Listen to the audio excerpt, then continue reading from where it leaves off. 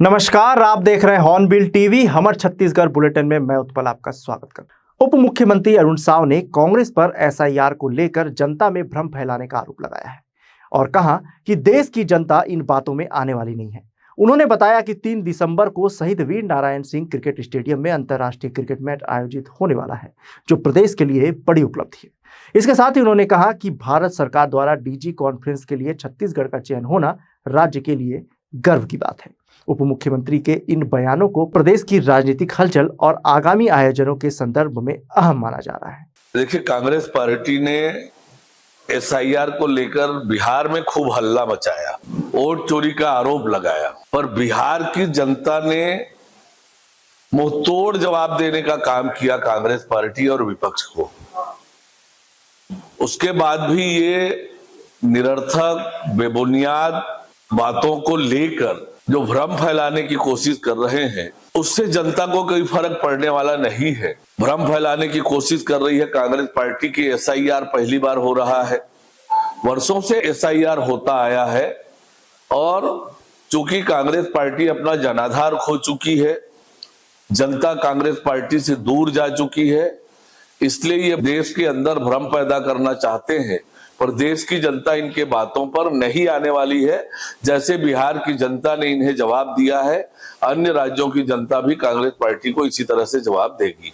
छत्तीसगढ़ में क्रिकेट को चाहने वाले लोग बड़ी संख्या में हैं, बड़ी संख्या में क्रिकेट प्रेमी है और ये छत्तीसगढ़ के लिए सौभाग्य का विषय है कि शहीद वीर नारायण सिंह अंतर्राष्ट्रीय क्रिकेट स्टेडियम में 3 दिसंबर को अंतर्राष्ट्रीय क्रिकेट मैच होने वाला है। निश्चित रूप से ये आयोजन ऐतिहासिक होगा, यादगार होगा। देखिए, छत्तीसगढ़ के लिए सौभाग्य की बात है कि भारत सरकार ने डीजी कॉन्फ्रेंस के लिए छत्तीसगढ़ को चुना है। देश भर के वरिष्ठ अधिकारी उस कॉन्फ्रेंस में आने वाले हैं और निश्चित रूप से आने वाले समय के कार्य योजना पर चर्चा होगी और ये बहुत ऐतिहासिक और यादगार कॉन्फ्रेंस होगा।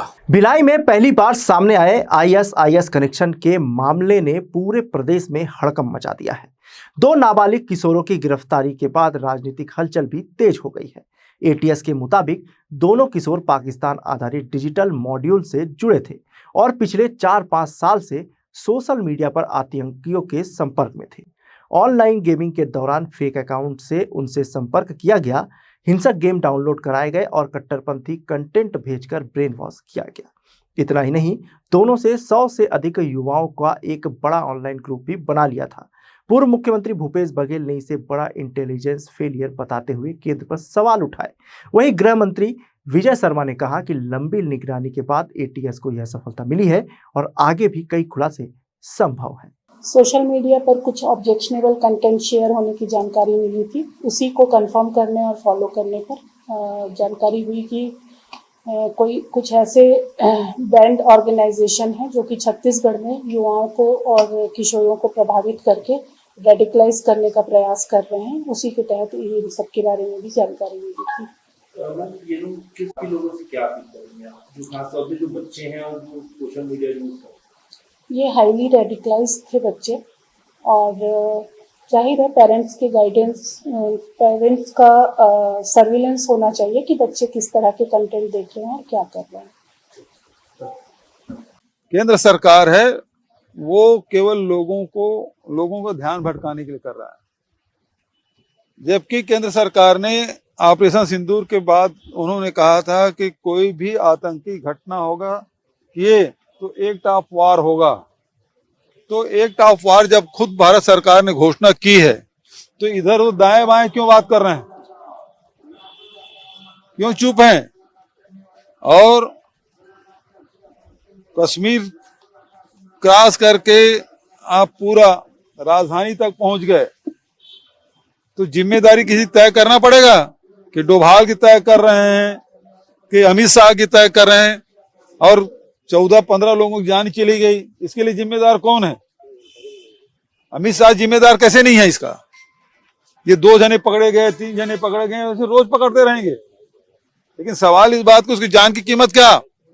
भारत सरकार की जिम्मेदारी नहीं सुरक्षा प्रदान करने का। और एक बार जब पहलगाम में घटना घट गई तो बचे लोगों को बचाने की जिम्मेदारी किसकी है? और उसके बाद दोबारा घटना हो जाए कुछ महीनों बाद। अब एक्सप्लोसिव पकड़े जा रहे हैं 290 किलो और दूसरे दिन बम ब्लास्ट हो रहा है और उसको बोलते हैं गैस सिलेंडर फट गया। ये स्थिति सरकार की इंटेलिजेंस बिल्कुल फेल्योर है। ये जो इंटेलिजेंस है वो विपक्षी नेताओं के जासूसी करने में पूरी ताकत लगा दी है, देश की सुरक्षा को खतरे में डाल दिए हैं। ये अपनी कुर्सी बचाने में लगे हुए।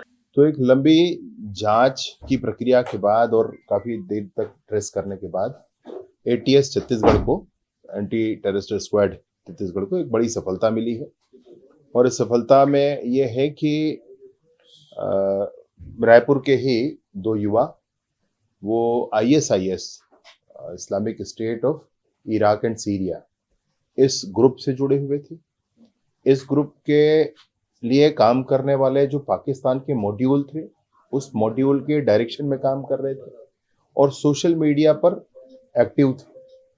इन्होंने फर्जी आईडी बना रखी थी, इंस्टाग्राम में खुद ही ये प्रभावित थे और अन्य लोगों को पूरी प्रभावित करने की कोशिश कर रहे थे। इसमें इनके पास काफी जानकारी थी। पूरा का पूरा उपयोग सोशल मीडिया का, इंटरनेट का इसी नाम से किया करते थे। ऐसे 2 किशोर पकड़े गए हैं।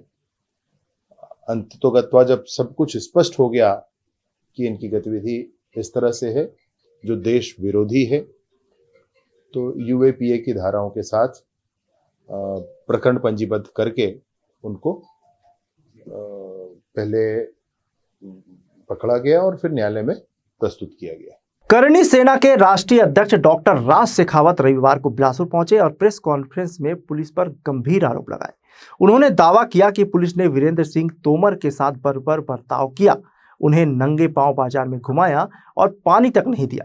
शेखावत ने आरोप लगाया कि कस्टडी में तोमर के परिवार की महिलाओं के साथ भी गंभीर दुर्व्यवहार हुआ है और उनके कपड़े तक उतरवाए गए, जिससे पूरे राजपूत समाज में आक्रोश है।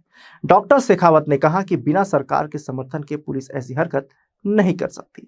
7 दिसंबर को रायपुर में देश भर के क्षत्रिय समाज के साथ करणी सेना बड़े स्तर पर प्रदर्शन करेगी। उन्होंने चेतावनी दी, आवश्यकता पड़ी तो उसी भाषा में जवाब भी दिया जाएगा। हालांकि उन्होंने यह भी कहा कि आरोप सिद्ध नहीं हुए हैं और न्यायालय का निर्णय उन्हें स्वीकार होगा, लेकिन पुलिस की कथित बर्बरता किसी भी हालत में बर्दाश्त नहीं की जाएगी।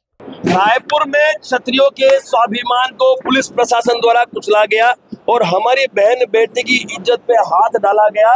अब हम सभी सर्व समाज के लोग पूरे भारतवर्ष से रायपुर 7 तारीख को पहुंच रहे हैं। हमारा आयोजन है, प्रीत परिवार का आयोजन है, समस्त क्षत्रिय सर्व समाज के द्वारा आयोजन है। उस आयोजन को सफल बनाने के लिए हम गांव-गांव यात्रा करके न्योता दे रहे हैं और हम इन मांगों पे सहमति दर्ज करके ही मैदान छोड़ने का प्रण ले रहे हैं। और आप सबने देखा होगा जिस तरह से जो निर्ममता दिखाई गई और जिस तरह से हिरासत में हमारी बहन बेटी की इज्जत को तार-तार किया गया, वो कभी बर्दाश्त नहीं है। और हम ये चाहते हैं कि 7 तारीख के पश्चात इस छत्तीसगढ़ की किसी भी नागरिक के साथ इस तरह की बर्बरता ना हो, वो सुनिश्चित करने के लिए क्षत्रिय अपना छात्र दम निभाने के लिए मैदान में उतरा है। आगे क्या करेंगे?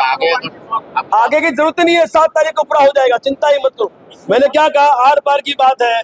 मैंने कहा ना 7 तारीख को 100% हमें न्याय मिल जाएगा। आगे हम सोचते नहीं, हम तो 7 तारीख में 7 तारीख इस पार या उस पार जो होगा देखा जाएगा। जिसको जिस भाषा में जवाब चाहिए जवाब भी दे दिया जाएगा, क्योंकि क्षत्रिय केसरी झंडा और डंडे के साथ आ रहा है। रायगढ़ कोतवाली थाना परिसर में आयोजित मासिक बैठक के दौरान विभिन्न क्षेत्रों में उत्कृष्ट कार्य करने वाले 14 नागरिकों को सम्मानित किया गया। पुलिस अधीक्षक के मार्गदर्शन में हर माह आयोजित होने वाले इस कार्यक्रम का उद्देश्य आम नागरिकों को प्रोत्साहित कर समाज में सकारात्मक भूमिका निभाने के लिए प्रेरित करना है।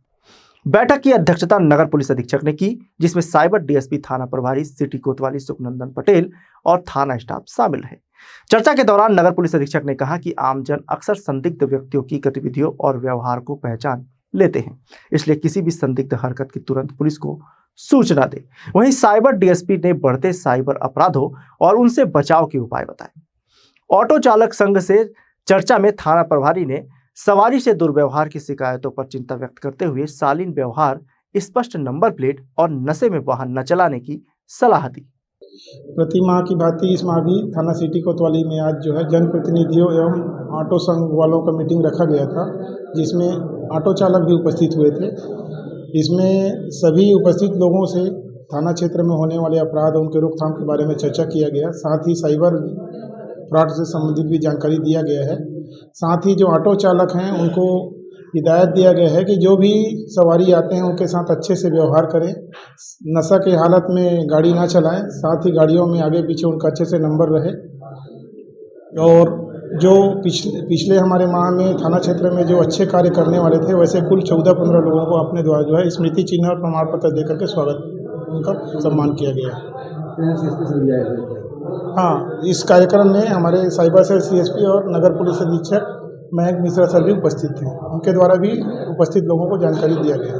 बिलासपुर के व्यापार विहार स्थित स्वामी विवेकानंद हॉस्पिटल पर कोरबा की 2 महिलाओं ने गंभीर आरोप लगाए हैं। परिजनों के अनुसार उनके मरीज को सिम्स रेफर कर दिया था, लेकिन एम्बुलेंस चालक ने उन्हें विवेकानंद हॉस्पिटल में भर्ती कराया और गलत जानकारी दी कि यहां आयुष्मान कार्ड स्वीकार किया जाता है तथा कोई अतिरिक्त खर्च नहीं लगेगा।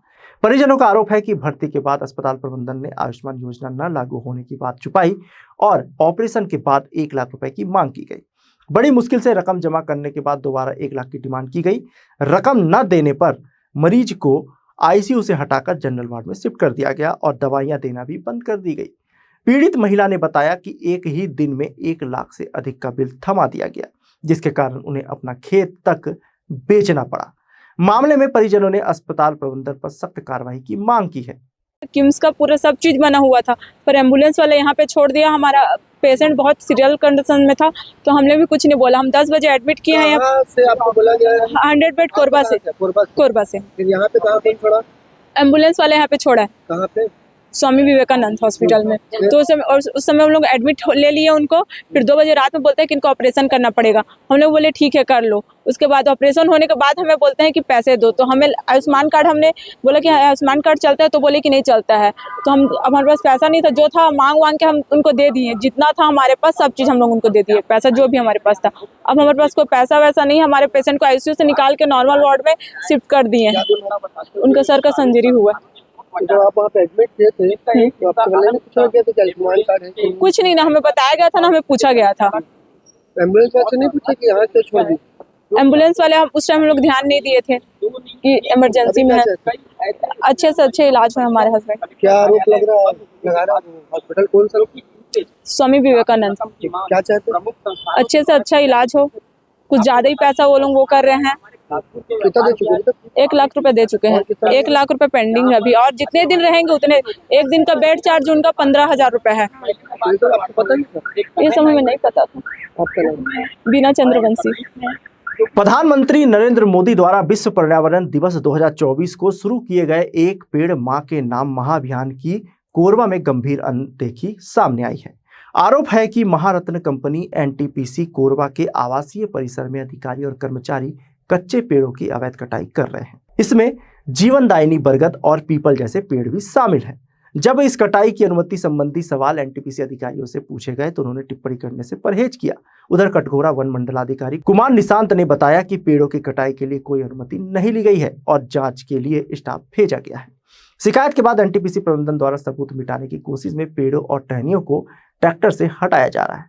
अब सबकी निगाहें इस बात पर टिकी है कि बड़े पैमाने पर अवैध कटाई करने वाले NTPC प्रबंधन पर क्या कार्रवाई होगी। वन मंत्री केदार कश्यप से संपर्क नहीं हो सका। बिलासपुर जिले में सामाजिक और धार्मिक टिप्पणियों को लेकर लगातार विवाद बढ़ रहे हैं। तखतपुर में कथावाचक आशुतोष चैतन्य द्वारा सतनामी समाज पर की गई टिप्पणी और देवांगन समाज की महिला मीनाक्षी राजा पर लगे आरोपों के बाद अब संत समाज सामने आया है। साधु संतों ने कोरबा थाना पहुंचकर जांजगीर की एक महिला पर संत समाज के खिलाफ आपत्तिजनक टिप्पणी करने की शिकायत दर्ज कराई है। संत समाज का कहना है कि संत लोगों को जोड़ने का काम करते हैं, ऐसे में उनके प्रति अपमानजनक टिप्पणी निंदनीय है। बताया जा रहा है कि यह बिलासपुर में सामाजिक टिप्पणी का तीसरा मामला है। जय श्री राम, वंदे मातरम। यहाँ पर आज कोरबा थाने में जितने संत समाज है वो इकट्ठा हुए हैं। वो इसलिए हुए हैं कि बिलासपुर का जो माहौल है बहुत ही शांतिपूर्वक पहले से रहा है, मगर वर्तमान समय में कुछ लोग ऐसे हैं जो सोशल मीडिया को उपयोग करके और व्यक्ति विशेष को, समाज विशेष को या संतों पर, ब्राह्मणों पर बहुत अश्लील और अभद्र टिप्पणी लगातार कर रहे हैं। चूँकि संत लोग हैं वो सर्व कल्याण चाहते हैं, छोटी मोटी बातों का ध्यान नहीं देते, लगातार इन चीज़ों को नज़रअंदाज कर रहे थे, मगर बातें कुछ इतना ज़्यादा हो गया है जिसको नज़रअंदाज नहीं किया जा सकता। यदि उस पर कार्रवाई नहीं की गई तो ये बातें और बढ़ती जाएगी। और इसीलिए आज एक महिला के गलत अश्लीलतापूर्वक जो मीडिया में फैलाया गया है, अभद्रतापूर्वक, जो पूरे समाज को गंदगी फैला रहा है और आपसी द्वेष पैदा कर रहा है, संत समाज को अपमानित कर रहा है, सनातन धर्म को अपमानित कर रहा है, उस विषय पर कार्रवाई हो, इस आवेदन को लेकर के आज पुलिस प्रशासन के पास आए इस थे। पर टिप्पणी की गई, महिला कहाँ की रहने वाली थी? महिला जांजगीर चांपा की रहने वाली है, सुमित्रा लहरे। सोशल मीडिया इंस्टाग्राम में वो अपना वीडियो अपलोड की थी, जो आज दिखाया भी जा सकता है सबके पास में। और टिप्पणी की है वो सभी मंदिर के पंडितों के बारे में और संतों के बारे में, कथाकारों के बारे में। कहाँ पे आए थे, क्या कहा पे आए थे? जी, इस विषय में उनका आवेदन ले लिया गया है और बिलासपुर एसपी साहब को संज्ञान में दिलाया जाएगा। जैसे उनका आदेश रहेगा कार्रवाई होगी। समाज के लोग आए थे, हिंदू संगठन के लोग, क्या कुछ पूरा मामला है? समाज के लोगों के द्वारा थाना तोरवा में आकर एक आवेदन दिया गया है कि सोशल मीडिया पर, इंस्टाग्राम पे एक वीडियो वायरल हो रहा है जिसमें समाज के लोगों के साथ गाली गलौज कर अभद्र भाषा का प्रयोग किया जा रहा है, जिसके संबंध में उनके द्वारा एक आवेदन थाना में पेश किए हैं। आवेदन से वरिष्ठ कार्यालय को अवगत कराया गया है। वरिष्ठ अधिकारियों के निर्देश प्राप्त होने पर आदेश के मुताबिक उस पर कार्रवाई की जाएगी। अंतर्राष्ट्रीय संत बौद्धिक मंच के सदस्यों ने भारत को हिंदू राष्ट्र बनाने की मांग को लेकर देशव्यापी अभियान के तहत बिलासपुर में बैठक आयोजित की। चित्रकूट से पहुंचे स्वामी स्वदेशानंद महाराज ने बताया कि उनकी प्रमुख मांगों में भारत को हिंदू राष्ट्र घोषित करना, गौ माता को राष्ट्र माता का दर्जा देना और साधु संतों की सुरक्षा के लिए विशेष कानून बनाना शामिल है। वे इन मांगों को लेकर प्रधानमंत्री और मुख्यमंत्री से मुलाकात कर चुके हैं। स्वामी स्वदेशानंद पिछले 1 वर्ष से अन्न त्याग कर अभियान चला रहे हैं। धर्मांतरण और सामाजिक टिप्पणी पर उन्होंने कहा कि इस तरह की गतिविधियां किसी भी समाज के लिए गलत है। बैठक का आयोजन किया गया। देखिए, सबसे पहली बात तो मैं सभी चैनल वालों को बहुत बहुत धन्यवाद दूंगा।